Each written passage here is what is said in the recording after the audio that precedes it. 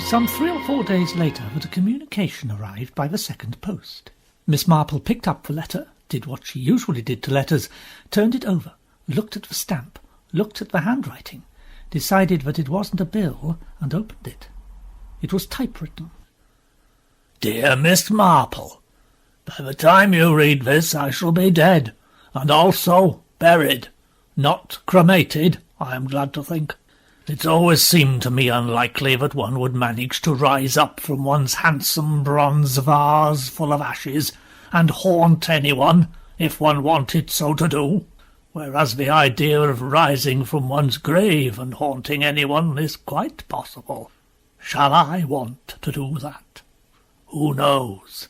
I might even want to communicate with you. By now my solicitors will have communicated with you, and will have put a certain proposition before you. I hope you have accepted it. If you have not accepted it, do not feel in the least remorseful. It will be your choice. This should reach you if my solicitors have done what they were told to do, and if the posts have done the duty they are expected to perform, on the 11th of the month. In 2 days from now you will receive a communication from a travel bureau in London.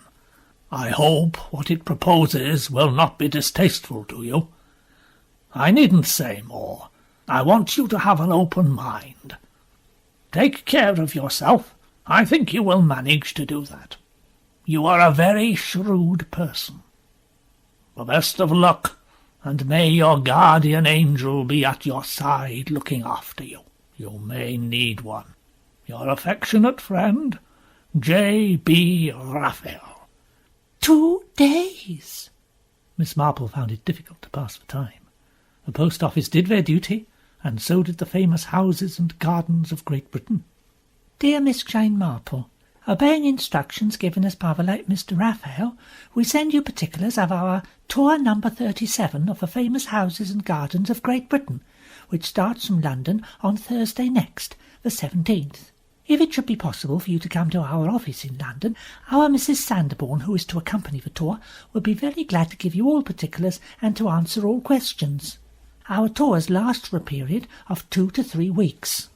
This particular tour, Mr. Raphael thinks, will be particularly acceptable to you, as it will visit a part of England which, as far as he knows, you have not yet visited, and takes in some really very attractive scenery and gardens.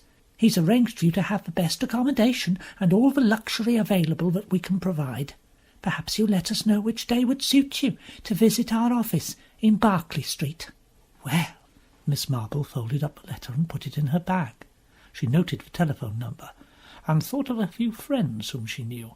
She rang up 2 of them, one of whom had been for tours with the famous house and gardens, and spoke highly of them.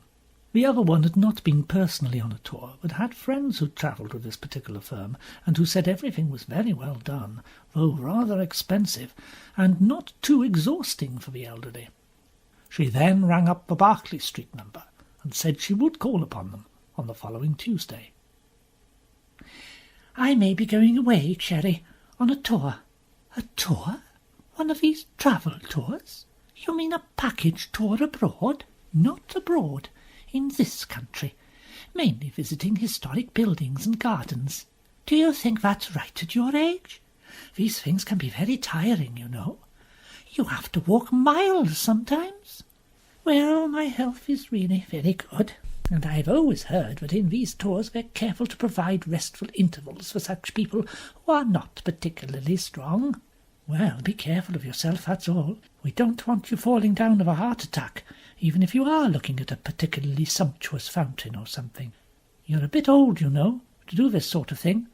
Excuse me saying it, it sounds rude, but I don't like to think of you passing out because you've done too much or anything like that. I can take care of myself. All right. But just you be careful. I packed a suitcase bag for my visit to London, and I booked a room at a modest hotel. Ah, Bertram's Hotel. What a wonderful hotel that was. Dear. But I must forget those things. The St. George is quite a pleasant place. At the appointed time I was at Berkeley Street, and was shown into the office, where a pleasant woman of about 35 rose to meet me, and she explained that she was Mrs. Sanborn, and that she would be in personal charge of this particular tour.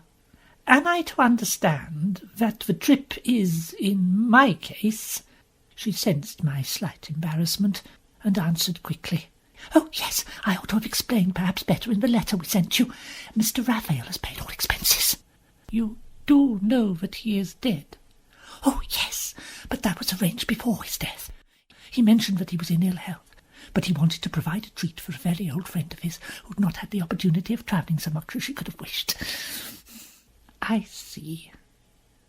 2 days later, carrying my small overnight bag and my new and rather smart suitcase, which I surrendered to the driver, I boarded a most comfortable and luxurious coach, which was making a north-westerly route out of London. Studying the passenger list attached to the inside of a brochure, giving details of the itinerary of a coach each day, information as to hotels and meals and places to be seen, and occasional alternatives on some days which, although the fact was not stressed, actually intimate that one's choice of itinerary is for the young and active, and the other choice is more suitable for the elderly, whose feet hurt them, and who suffer from arthritis or rheumatism, and who would prefer to sit around and not walk long distances up too many hills. Well, that was tactful and well arranged. Everyone was reading the passenger list, so there was no embarrassment in that. A few were surveying me, amongst others, but nobody, as far as I could notice, was taking any particular interest in me. Now let me see.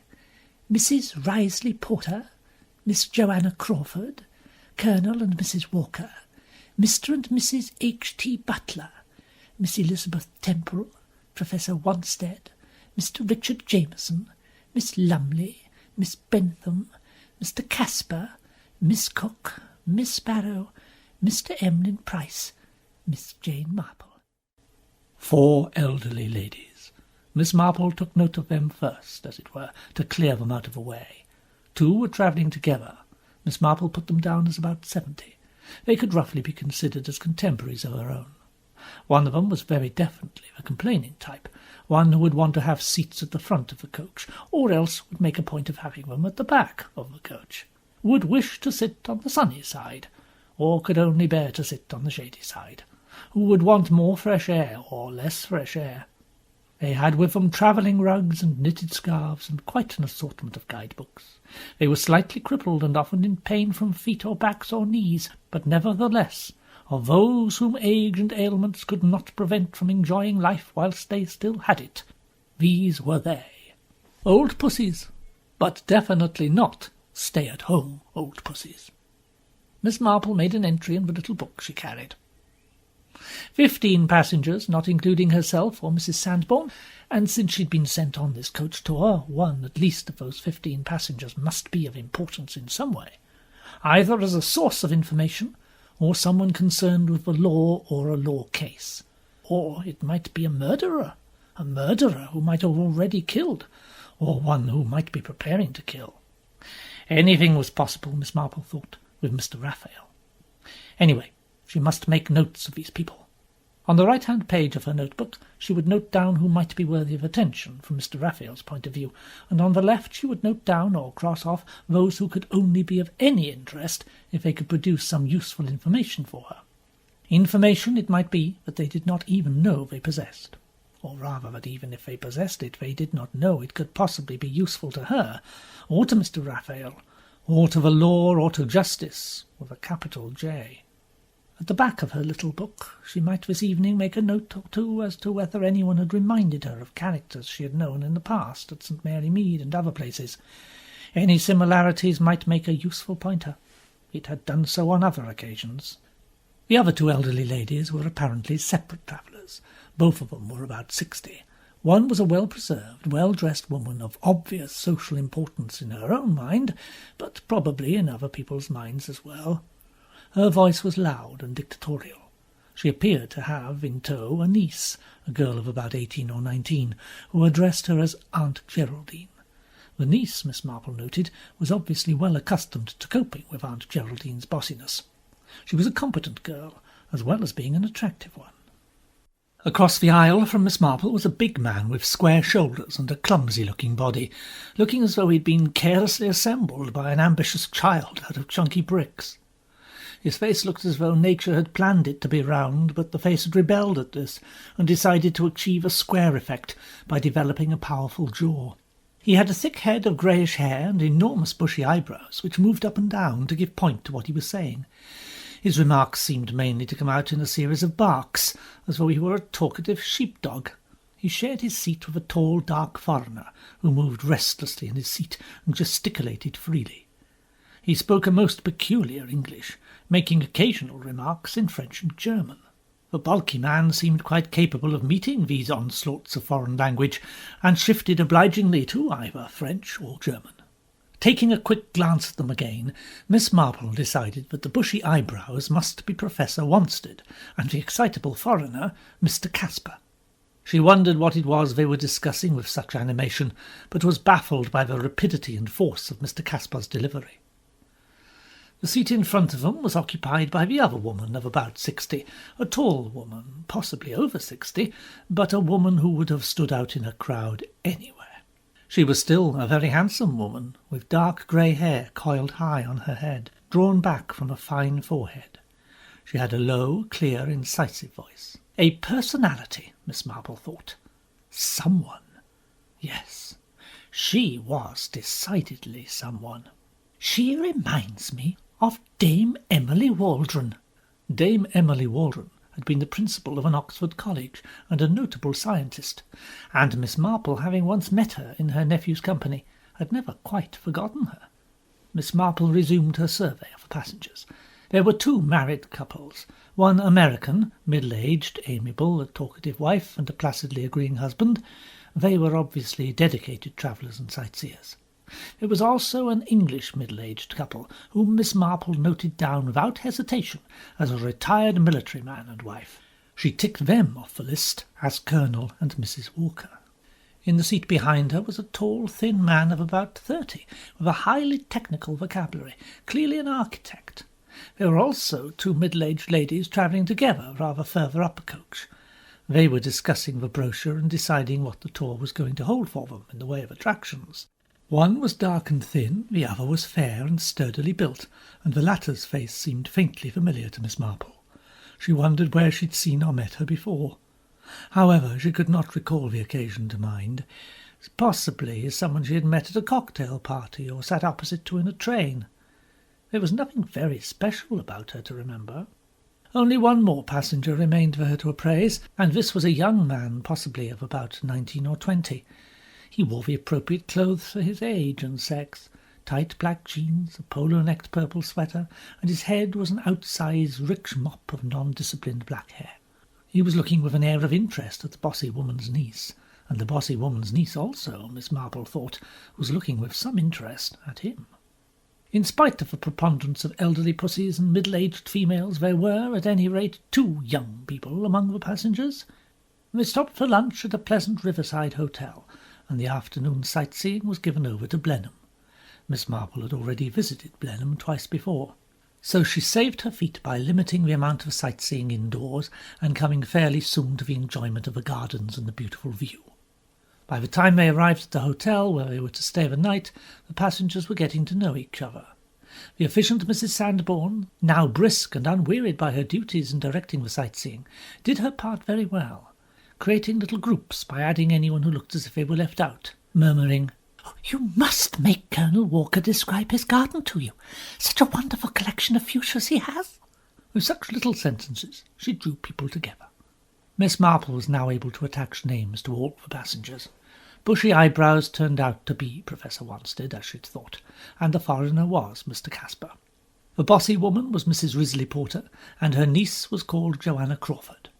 The young man with the hair was Emlyn Price, and he and Joanna Crawford appeared to be finding out that certain things in life, such as decided opinions, they had in common on economics, art, general dislikes, politics, and other such topics. The two eldest ladies graduated naturally to Miss Marple as a kindred spirit. They discussed happily Arthritis, rheumatism, diets, new doctors, remedies both professional, patent, and reminiscences of old wives' treatments which had had success where all else failed. They discussed for many tours they had been on to foreign places in Europe, hotels, travel agents, and finally the county of Somerset, where Miss Lumley and Miss Bentham lived, and where the difficulties of getting suitable gardeners could hardly be believed. The two middle-aged ladies travelling together turned out to be Miss Cook and Miss Barrow. Miss Marple still felt that one of these two, the fair one, Miss Cook, was faintly familiar to her, but she could not remember where she'd seen her before. Probably it was only her fancy. It might also be just fancy, but she could not help feeling that Miss Barrow and Miss Cook appeared to be avoiding her. They seemed rather anxious to move away if approached. That, of course, might be entirely her imagination. 15 people, then, one of whom at least must matter in some way. In casual conversation that evening she introduced the name of Mr. Raphael, so as to note if anyone reacted in any way. Nobody did. The handsome woman was identified as Miss Elizabeth Temple, who was the retired head mistress of a famous girls' school. Nobody appeared to Miss Marple likely to be a murderer, except possibly Mr. Caspar, and that was probably foreign prejudice. The thin young man was Richard Jameson, an architect. "Perhaps I shall do better tomorrow." Miss Marple went to bed definitely tired out. Sightseeing was pleasant but exhausting, and trying to study 15 or 16 people at once, and wondering as you did so which of them could possibly be connected with a murder, was even more exhausting. It had a touch of such unreality about it that one could not, Miss Marple felt, take it seriously. These seemed to be all perfectly nice people, the sort of people who go on cruises and tours and all the rest of it. However, she took another quick and cursory glance at the passenger list, making a few little entries in her notebook. Mrs. Risley Porter, not connected with crime, too social and self-centred. Niece Joanna Crawford, the same, but very efficient. Mrs. Risley Porter might have information, though, of some kind. I must keep on agreeable terms with her. Miss Elizabeth Temple, a personality. Interesting. She does not remind me of any murderer I've ever known. In fact, she really radiates integrity. If she committed a murder, it would be a very popular murder, perhaps for some noble reason, or for some reason that she thought noble. No, Miss Temple would always know what she was doing and why she was doing it, and would not have any silly ideas about nobility when merely evil existed. All the same, she's someone, and she just might be a person Mr. Raphael wanted me to meet for some reason. Now, I have been considering a possible murderer, but what about a prospective victim? Who could be a possible victim? Mrs. Risley Porter might qualify, rich and rather disagreeable. The efficient niece might inherit. She and the anarchistic Emmeline Price might combine in the cause of anti-capitalism. No, not a very credible idea. But no other feasible murder seems on offer. Professor Wanstead, interesting man, I'm sure, kindly too. Is he a scientist or medical? I don't know yet. I must put him down, though, on the side of science. I know nothing of science. Mr. and Mrs. Butler? No. Nice Americans. No connections with anyone in the West Indies, or anyone I've ever known. No, I do not think the Butlers are relevant. Richard Jameson? No, that's the thin architect. Well, I don't see how architecture can come into it, though it might. A priest's hole, perhaps. One of the houses we're going to visit might have a priest's hole, and it may contain a skeleton. Mr. Jameson, being an architect, would know just where it is. He might help me discover it, or I might aid him to discover it, and we will find a body. Oh, really? What nonsense I'm talking and thinking. Miss Cook and Miss Barrow. They seem a perfectly ordinary pair, and I'm sure I've seen one of them before. Miss Cook. Oh, well, it will come to me, I suppose. Colonel and Mrs. Walker, nice people, retired army folk, served abroad mostly. Nice to talk to. I don't think there's anything for me there either. Miss Bentham and Miss Lumley, unlikely to be criminals, but being elderly they may know plenty of gossip, or have some information, or might make some illuminating remark, even if it's only about rheumatism, arthritis, or patent medicine. Mr. Casper, possibly a dangerous character, very excitable. I shall keep him on the list for present. Emlyn Price, a student presumably. Oh, students are very violent. Would Mr. Raphael send me on the track of a student? I suppose it would depend on what the student had done, or wished to do, or is going to do. He could be a dedicated anarchist. Oh dear, I must go to bed. Her feet ached, her back ached, and her mental reactions were not, she thought, at their best. She slept at once. Her sleep was enlivened by several dreams. One where Professor Wanstead's bushy eyebrows fell off because they were not his own. They were false ones. As she woke again, her first impression was that which so often follows dreams, a belief that the dream in question had solved everything. Of course, the eyebrows are false. He is the criminal. It solves the whole thing. Oh dear. But then it came to her that nothing was solved. Professor Wanstead's eyebrows coming off would be no help at all. Unfortunately now she was no longer sleepy. She sat up in bed with some determination. She sighed and slipped on her dressing-gown and moved from her bed to an upright chair. She took a slightly larger notebook from her suitcase and started work. The project I have undertaken is connected, certainly, with crime of some kind. Mr. Raphael has distinctly stated that in his letter. He said I had a flair for justice, and that necessarily included a flair for crime. So, crime is involved, and it is presumably not espionage or fraud or robbery, because such things have never come my way, and I have no connection with such things or knowledge of them, or any special skills. What Mr. Raphael knows of me is only what he knew during the period of time we were together, and there we were connected with a murder. Murders, as reported in the press, have never claimed my attention. I have never read books on criminology, or really been interested in such a thing. No, it has just happened that I have found myself in the vicinity of murder, rather more often than it would seem normal. My attention has been directed to murders involving friends or acquaintances, and these curious coincidences of connections with special subjects seem to happen to people in life.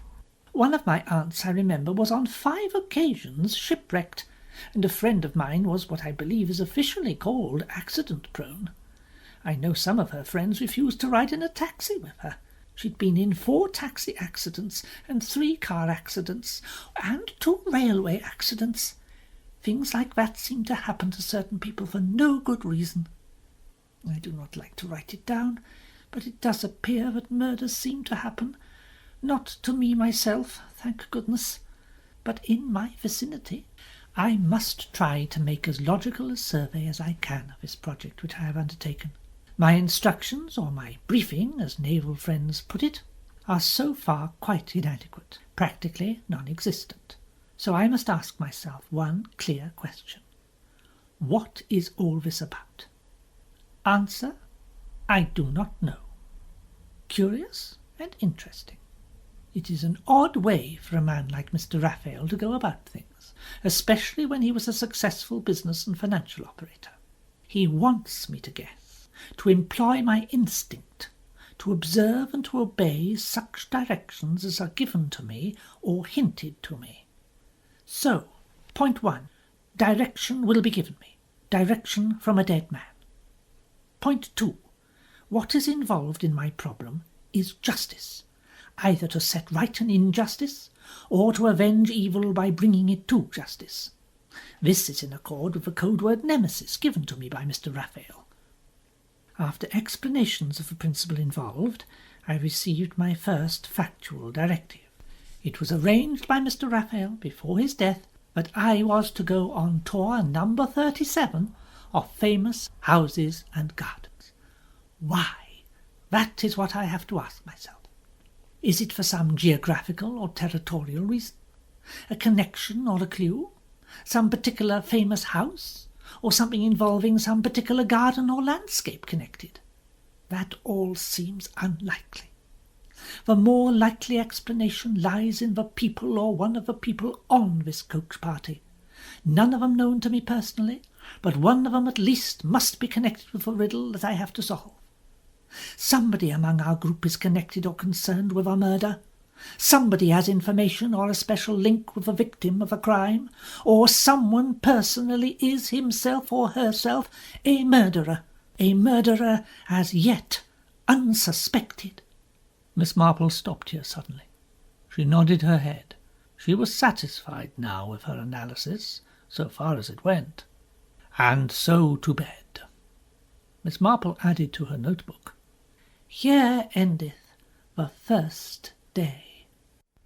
The following morning they visited a small Queen Anne manor house. The drive there had not been very long or tiring. It was a very charming-looking house, and had an interesting history, as well as a very beautiful and unusually laid-out garden. Richard Jameson, the architect, was full of admiration for the structural beauty of the house, and being the kind of young man who is fond of hearing his own voice, he slowed down in nearly every room that they went through, pointing out every special moulding or fireplace, and giving historical dates and references. Some of the group, appreciative at first, began to get slightly restive, as the somewhat monotonous lecturing went on. Some of them began to edge carefully away and fall behind the party. The local caretaker, who was in charge, was not himself too pleased at having his occupation usurped by one of the sightseers. He made a few efforts to get matters back into his own hands, but Mr. Jameson was unyielding. The caretaker made a last try. In this room, ladies and gentlemen, the white parlour, folks call it, is where they found a body. A young man it was, stabbed with a dagger, lying on the hearthrug. Way back in 1700 and something that was. It was said that the Lady Moffat of that day had a lover, and he came through a small side door and up a steep staircase to this room through a loose panel that was left of a fireplace. Sir Richard Moffat, her husband, you see, was said to be across seas in the Low Countries. But he came home, and in he came unexpectedly, and caught 'em there together. He paused proudly. He was pleased at the response from the audience, glad of a respite from the architectural details which they'd been having forced down their throats. Why, isn't that just too romantic, Henry? Said Mrs. Butler in her resonant transatlantic tones. Why, you know, there's quite an atmosphere in this room now I come to think of it. I can feel it. Yes, I can feel it. Mamie's very sensitive to atmospheres, said her husband, proudly, to those around him. Why, once when we were in an old house down in Louisiana— A narrative of Mamie's special sensitivity got into full swing, and Miss Marple and one or two others seized this opportunity to edge gently out of the room and down the exquisitely moulded staircase to the ground floor. A friend of mine, said Miss Marple to Miss Cook and Miss Barrow, who were next to her, had a most nerve-wracking experience only a few years ago. A dead body on their library floor. One morning. Was it one of the family? Asked Miss Barrow. An epileptic fit? Oh, no, it was murder. A strange girl in an evening dress, a blonde, but her hair was dyed, you see. She was really a brunette, and oh— Miss Marple broke off, her eyes fixed on Miss Cook's yellow hair, where it escaped from its headscarf. It had come to her suddenly. She knew why Miss Cook's face was familiar, and she knew where she'd seen her before. But when she had seen her then, Miss Cook's hair had been dark, almost black, and now it was bright yellow. Mrs. Risley Porter, coming down the stairs, spoke decisively as she pushed past them and completed the staircase and turned into the hall.